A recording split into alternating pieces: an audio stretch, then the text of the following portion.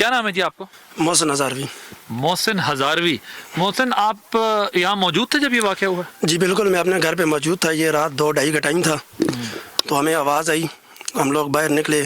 کچھ لوگ کہہ رہے تھے کہ یہ آسمانی زلزلہ ہو رہا ہے, کچھ کیا کہہ رہے تھے.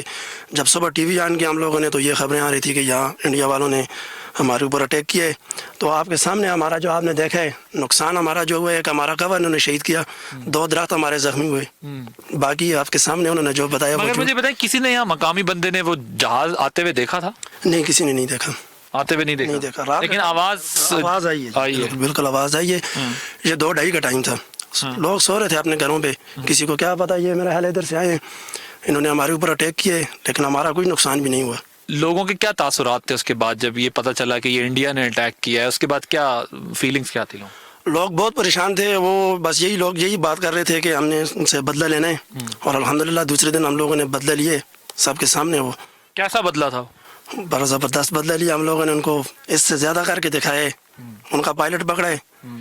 اس کے ساتھ جو ہوا پھر آپ سب نے دیکھا.